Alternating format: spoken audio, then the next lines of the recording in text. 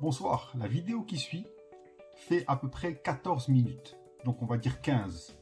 En moyenne 3 minutes pour chaque caractéristique des millennials que vous allez recruter, qui font partie de votre workforce en ce moment-là. D'accord? Entrepreneurs marocains, dirigeants marocains, tous ceux qui sont à la tête de PME familiales, de PMI familiales, ou alors des grands groupes, soit dans les assurances, soit dans les services, cette vidéo vous concerne. Elle vous concerne directement. Prenez juste le temps de la voir. 5 caractéristiques et vous aurez une compréhension totale de à quoi ressemble votre workforce d'aujourd'hui et de demain.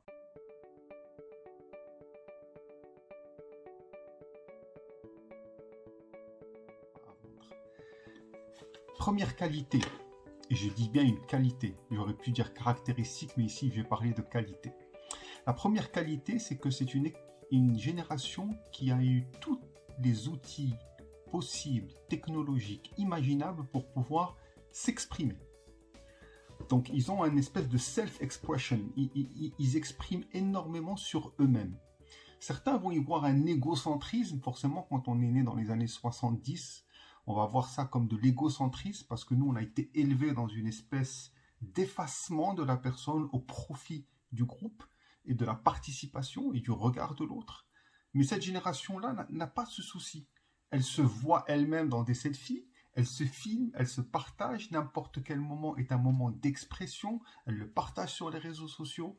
Et donc, pour elle, c'est totalement naturel de s'exprimer. Et c'est pas relatif à l'âge, c'est relatif véritablement aux moyens et aux outils, parce que je pense que l'humanité, depuis sa création, l'homme a toujours essayé de s'exprimer. C'est juste que dans les 70, 80 dernières années, donc on va dire entre 1900 et 2000, pratiquement le siècle passé, qui a été un siècle de croissance incroyable vers l'économie, vers l'industrialisation de notre vie. Qui dit industrialisation dit effacement quelque part de l'individu. Et on est rentré dans un siècle technologique numérique où l'image, le son, a toute sa splendeur et toute sa présence. Cette génération a exploité cet atout formidable. Donc, conséquence pour vous, messieurs les dirigeants marocains, dirigeants de PME, directeurs d'entreprises, grands groupes, grandes boîtes, quand vous allez recruter ces gens, si vous ne leur permettez pas un espace d'expression, ne vous attendez pas ni à en tirer le meilleur, mais surtout à ne pas garder les plus talentueux d'entre eux.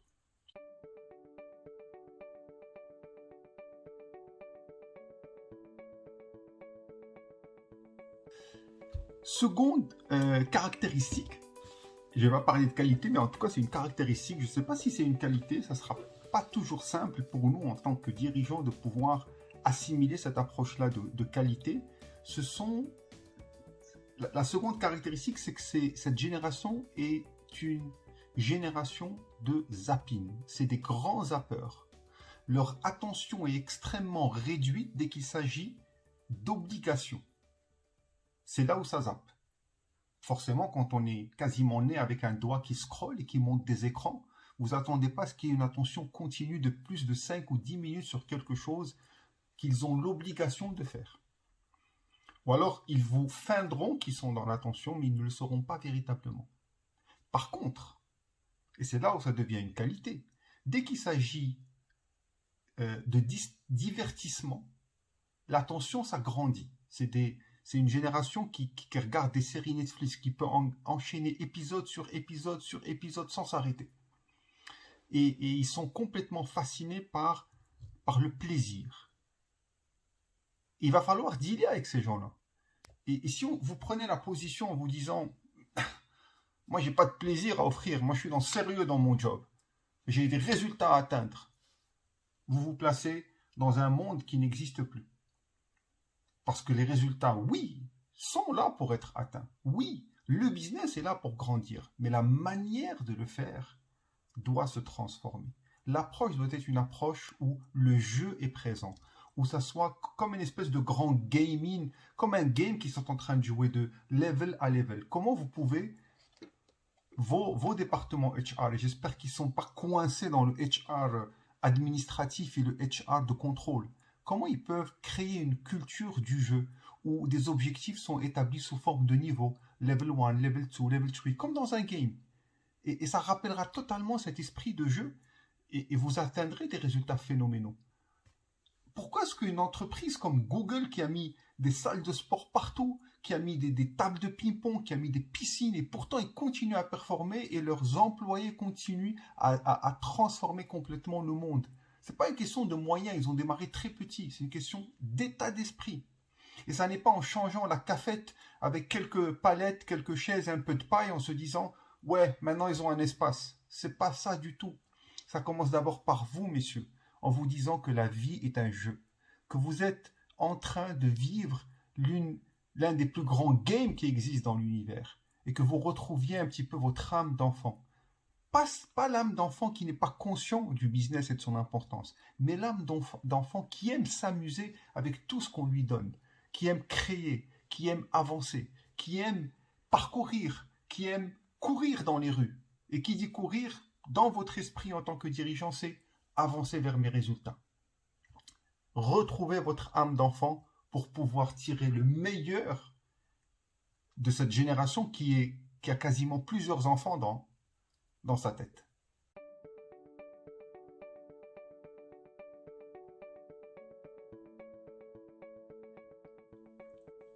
Troisième caractéristique, c'est une génération qui est totalement habituée à la dimension virtuelle du monde. Pour elle, discuter à distance, travailler à distance, partager à distance, c'est tout à fait normal. En même temps, c'est une génération qui aime être connectée réellement et physiquement. Donc c'est vraiment les deux. Vous ne pouvez pas l'éliminer complètement du virtuel et vous ne pouvez pas dire que le virtuel lui suffit. Elle aime le groupe, elle aime le contact, elle aime cette notion de plaisir et de bonheur dans la vie. Et elle ne va pas s'attacher à être dans un cadre permanent. Ce cadre doit être mouvant. Vous ne pouvez plus mettre des cadres autour de vos employés ou bien de vos espaces de travail. Pensez au lieu de cadres, ça va être des ficelles. Et des ficelles qui, des fois, il faut tirer la ficelle de ce côté pour laisser un peu d'espace pour un individu spécifique dans votre groupe qui a besoin de cet espace. C'est à l'échelle de l'individu que ça se passe.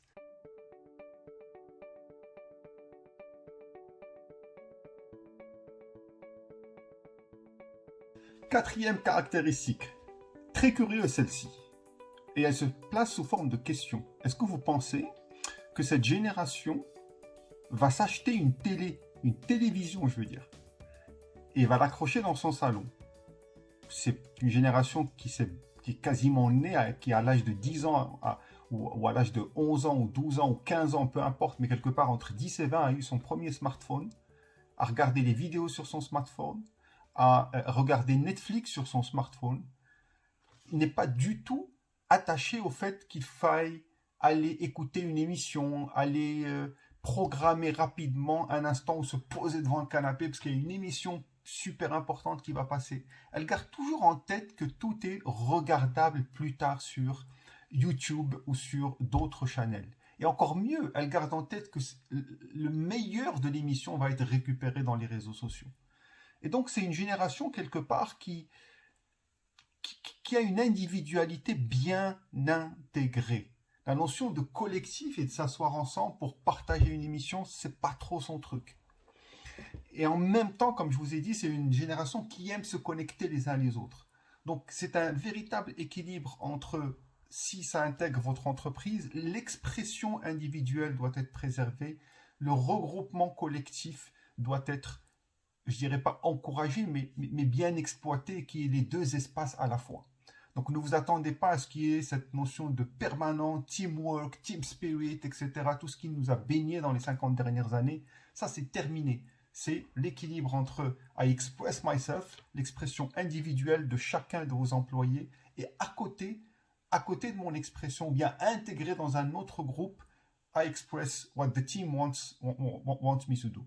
Donc véritablement récupérer cette notion primordiale et gardez-la en tête. C'est la quatrième caractéristique. C'est pas une génération qui va s'intéresser à une télévision et partager une émission avec une famille. C'est pas du tout le cas.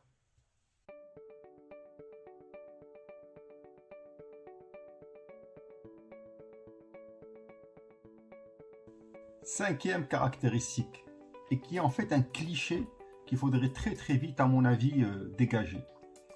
On pense souvent que c'est une génération qui n'a pas un très haut niveau éducatif.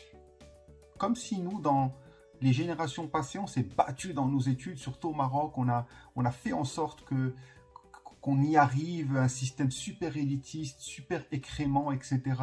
Acquérir des connaissances, avoir la tête bien pleine, toutes ces notions-là. Et on fait un contraste, on croit que cette génération-là ne sont pas véritablement aussi au top d'un point de vue éducation que nous. Énorme erreur. Énorme erreur. Parce que ce qui compte aujourd'hui, ça n'est pas l'éducation. Peut-être que dans notre référentiel, oui, ils ont peut-être étudié un peu moins, de manière un peu moins dense. Et surtout en utilisant un peu moins de mémoire. Mais par rapport à ce que les 30 prochaines années vont appeler compétences, ça n'est pas dans le système éducatif que ça s'acquiert. Et c'est ça ce qu'il faut piger, et c'est ça ce qu'il faut comprendre, que la génération millennials a déjà compris. Elle sent bien que retenir des choses alors que, à bout de doigts, je peux tout trouver. Retenir des théorèmes en mathématiques, je peux les retrouver immédiatement. Retenir des systèmes, de la géographie par exemple, avant pour nous c'était quelque chose d'immense de connaître la géographie. Eux, ils la connaissent de manière progressive, comme dans un supermarché. À chaque fois que la situation me le demande, je peux chercher. Et j'ai un portable qui ne me lâche pas. Donc, c'est une génération qui, en fait, a compris que l'enjeu n'est pas dans la connaissance, l'enjeu est beaucoup plus dans la curiosité, dans le positionnement avec les groupes, dans la connectivité, dans la collaboration aussi. Ils ont bien compris ça. Et ce n'est pas une génération que vous pouvez fourvoyer. Si vous n'êtes pas authentique, ça ne passe pas. Ça ne passe pas. Et ça ne passe pas parce qu'ils ont énormément de moyens de l'exprimer avec d'autres, même des personnes qu'ils ne connaissent pas, à travers House, à travers Twitter, à travers...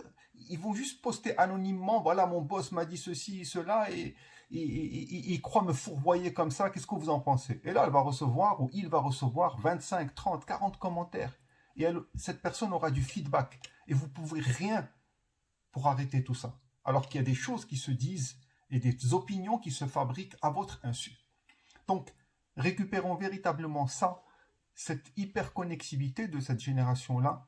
Prenons-le comme un atout parce que connaître, c'est pas vraiment intéressant. Ou pardon, retenir n'est pas vraiment intéressant. Par contre, exprimer de la créativité, là, ils ont libéré énormément d'espace de cerveau pour pouvoir mieux exprimer les choses, pour pouvoir plus créer, pour pouvoir aussi s'adapter à l'inattendu, s'adapter à une perpétuelle répétition des crises, qu'elles soient financières ou qu'elles soient sanitaires. Depuis pas mal de temps, on sait maintenant qu'on a aussi des crises sanitaires qui deviennent économiques, et on leur répète que les jobs sont en train de disparaître, etc. Donc ils sont très habitués à cette adaptation phénoménale. Chose que peut-être nous, notre génération, n'avons pas véritablement bien assimilée. On a été plutôt élevés dans les choses sont ce qu'elles sont, les axiomes sont bien installés. Si tu veux réussir, ben c'est ce type de cheminement et pas un autre. Cette génération, c'est l'inverse. Si tu veux bien vivre ta vie, il y a plusieurs manières de le faire. Ne sois pas complètement obsédé par une seule. Que tu sois marocain ou pas, viens, regarde YouTube, regarde celui-là ce qu'il a fait, regarde, il est en Indonésie, regarde celui-là où est-ce qu'il est parti, regarde telle personne ce qu'elle a fait. Et ils ont un accès à des expériences tellement multiples et tellement riches qui dépassent complètement ce qu'une culture d'entreprise pourrait espérer inculquer. Sauf si cette culture permet à l'intérieur de l'entreprise l'accès à toutes ces expériences et qu'elle en fasse une richesse pour son cheminement vers, alors je dirais pas le succès, mais être au service de l'humanité et en récupérer un bénéfice. Voilà pour la promesse que j'ai faite, et je vous remercie de votre attention. Et puis n'hésitez pas, plein de commentaires, plein de questions, je réponds à tous les commentaires, je réponds absolument à toutes les questions. Merci à vous.